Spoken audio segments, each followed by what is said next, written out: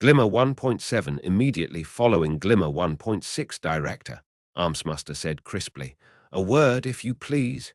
Piggott glanced at him, then back at me. Anita, she said slowly, if you and your father could please step outside. I considered her. You know something, I said. Sophia's a cape, isn't she? I could tell. Piggott considered me, her eyes hooded, her face perfectly blank. Do you have a power that allows you to tell capes from non-capes? She asked evenly. Not exactly, I hedged. I just get a feeling for power, especially when it's arrayed against me. The entirety of Winslow is full of my enemies, but only Sophia pinged on that radar. Is she a merchant or one of the minor groups? She can't be ABB or Empire. You know we can't unmask a cape to you, Armsmaster said slowly. Villain or no? The director and I need to discuss this for a moment and decide what to do. I promise you, Anita, we're on your side here, but some of this information is highly sensitive. Please step outside, I shrugged. Sure, I said. Come on, Dad. If they decide to cooperate, great. If not, well, I'll still go through this trial thing. But if they can't trust me, I can't work with them, and if they're not willing to stick their necks out a bit to help me out of Winslow, I'm not really willing to help them with all their PR bullshit. I slipped my helmet on as I stood up and led my dad out of the room. Just as I opened the door, I glanced back around my shoulder. Just remember, I said. I haven't signed anything yet. I don't have to sign anything yet. They didn't answer, and I stepped out of the room, Dad following behind. A cape shut the door behind us. I recognized him, Triumph, a recent graduate from the wards. The shine of the gold paint on his shoulder pads didn't quite conceal the ordinary steel underneath. Anita, right? He asked. I nodded, holding out a hand which he shook. That's right. And you're Triumph. Nice to meet you. You were Ward's captain for the Bay for a while, right? Yep, he confirmed. You got any questions about it? I thought about that. Well, I have some problems in my civilian identity, I said. Things that have to do with my trigger. How likely do you think the PRT is to stick their necks out for me? He frowned. I mean, it depends, he said. They probably won't break any laws for you or anything. But if you just need, I dunno, a support network, they'll do what they can. I'm not exactly a policy maker, though. I don't know. Fair enough, I said. That was supremely unhelpful. What if I happened into knowledge of a villain's civilian identity? He blinked at me from beneath his mask. Oh, HM. I don't know, actually. There's the unwritten rules, but it's a villain. I guess it'd depend on which villain. It's bad form to go after people in their secret identities, but if they're bad enough. Anita, the door opened, and Armsmaster stood in the space. Please come in. We've come to a decision. I nodded and followed him inside, Dad close behind me. Piggott was still seated at the desk. She looked somehow diminished, weakened, tired. Clearly, whatever decision was made was one she didn't fully like. We returned to our places, like players returning to the stage following intermission. Armsmaster returned to Piggott's elbow. I sat across from her, and Dad sat at my side. I did not remove my helmet, instead resting my chin on my hand and studying the director from across her desk. As Triumph shut the door behind us, I broke the silence. Well, I asked, what have you decided to tell me? Piggott glanced at Armsmaster silently. The man sighed. Sophia Hess, he said slowly, is a parahuman. You're quite right there, I nodded. I know. What else? Armsmaster's mouth twisted. I want you to know, he said slowly, that we had no idea any of this was going on. This was the result of a sequence of lapses in judgment and incompetent behavior on the parts of several people involved, and now that it's been brought to our attention, we'll do our utmost to fix the situation. My face froze. I stared into his featureless visor. Explain, I ordered, unable to keep Naria from rushing to amplify my voice. Now, to his credit, he didn't flinch. Sophia Hess is the civilian identity of the ward shadow stalker, he said. There was a crack as my fist came down on the desk. The desk broke, a hole punched into it as by an artillery shell. No, I said, and my voice was shrill in spite of Naria. No, you're fucking kidding me. That bitch is one of yours. That bitch is supposed to be a hero. Supposed to be is a very good way of putting it, said Piggott dryly. As I said, Armsmuster said evenly, we had no idea any of this was going on. How? I thundered, standing sharply and staring into his visor. He was a tall man, especially in his armor, but I was almost as tall as he was, and with Naria enhancing and building me up, I was practically dwarfing him in presence, if not in actual size. How the fuck did you miss something like that? Do you not bother with any kind of oversight? When a girl got shoved into her locker at your ward's school, did you not even bother to look? Armsmuster didn't back down in the slightest, even though I was battering him with Naria's overbearing will. As far as we can tell, he said stiffly. Her handler totally failed to keep a proper watch on her, and the school's administration was too attached to the funding they got for being a ward school to hold her accountable for her behavior. In addition, Emma Barnes' father is the lawyer who first represented Sophia when she was brought in for vigilantism and vouched for her character so that we would offer her a plea bargain to join the wards in lieu of juvenile hall. It is possible he misrepresented the case to some or all of the people involved. Fucking Alan, Dad muttered. That brought me back to earth. I sat down heavily, slouching slightly, curling inward. I was spent, exhausted. I could have drawn on Naria to uplift me, but I didn't want to use the ring right now. I just wanted to be done here. What are you going to do now? I asked, my voice soft and a little rough. Shadow Stalker will, of course, be removed from the ward's active roster, Armsmuster said evenly. Miss Hess will be removed from Winslow, and the PRT will find an excuse to launch an investigation into Winslow's administration. Shadow Stalker's handler will be drummed out of the force with a dishonorable discharge, and Miss Hess will quietly be consigned either to juvenile hall or possibly prison, depending on what our legal department thinks she can be charged with. I nodded dully. Great, I said. Fine. You fucked up. Fix it. We will, Anata, Piggott said firmly. You have our assurances of that. Sophia Hess has done everything exactly wrong, has broken every law, rule, and oath in the ward's contract, and she will be punished for it. If I have my say, she'll be tried as an adult for terrorism and use of a bioweapon, if even half of the report on the locker incident is true. She'll be looking at a prison sentence for at least several years. She's just a child. It would be months and years before I was able to truly understand what it was that put that thought in my head.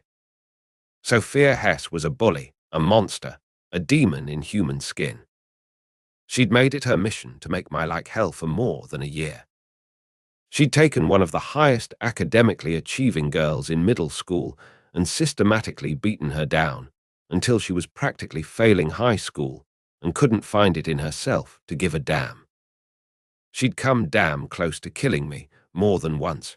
More than that, she'd almost managed to get me to kill myself. More than once. She's just a child. She was a monster, but what I didn't understand was why.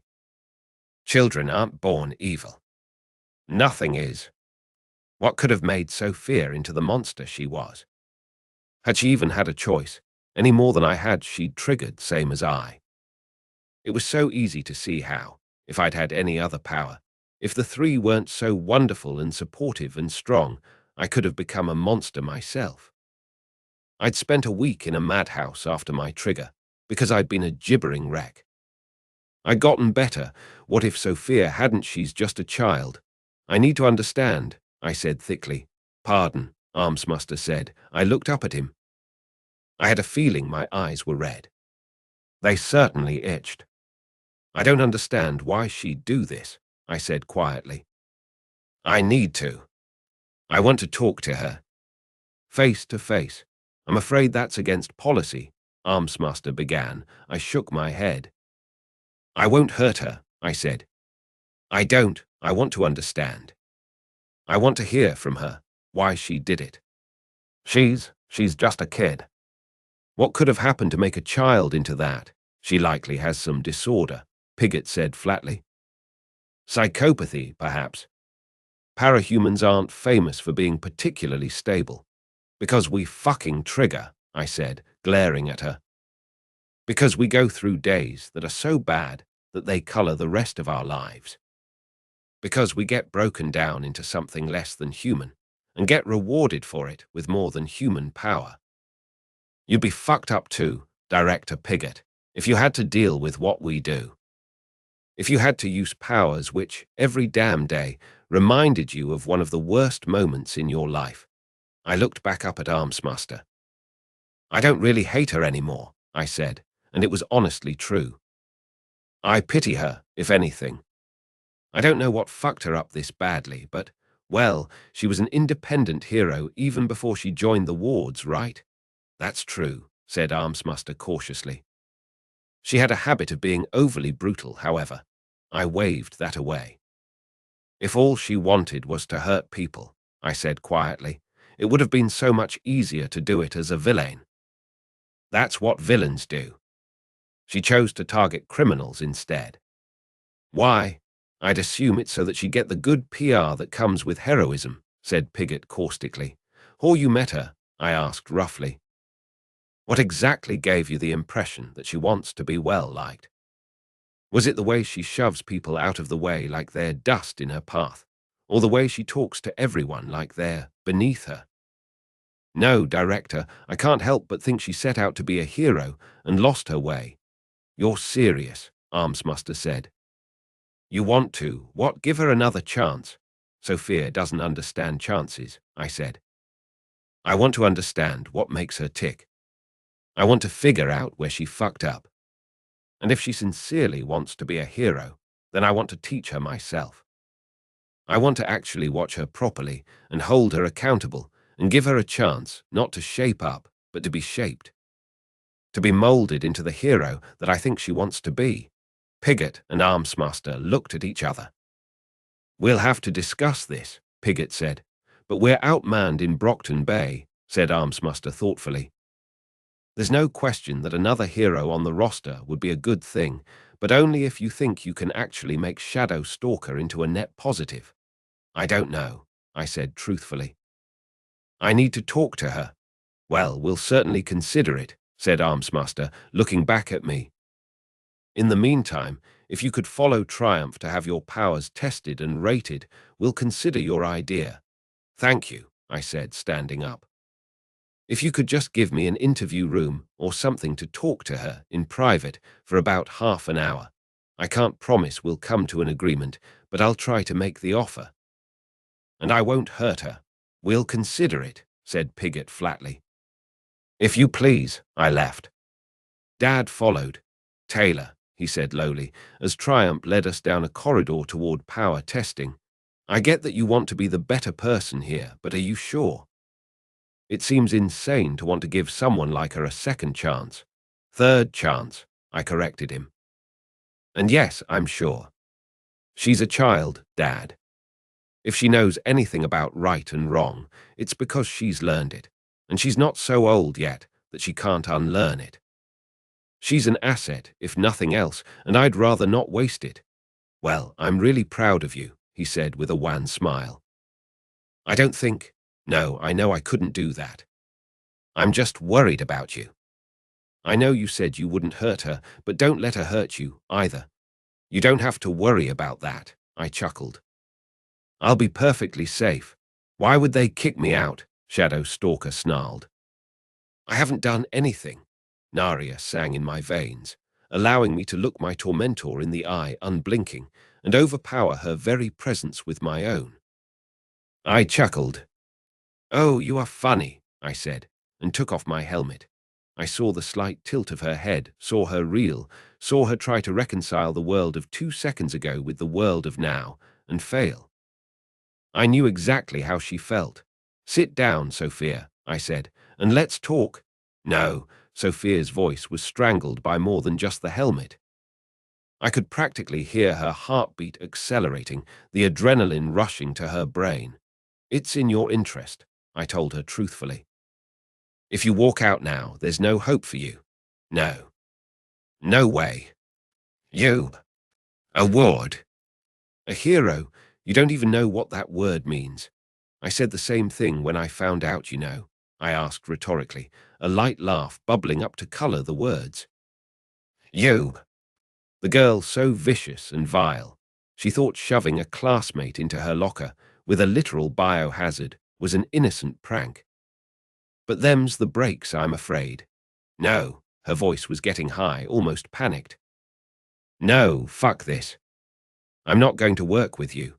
Is that your final answer?" My lips twisted into a smile.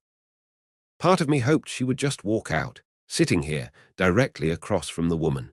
No, the girl, who'd driven me to madness, to depression, to pain, and eventually to power.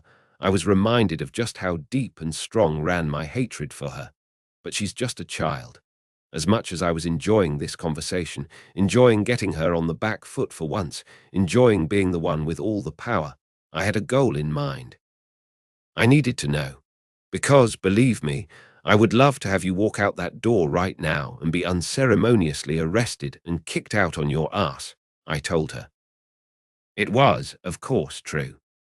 I just had a better prize in mind for the alternative. That would be wonderful.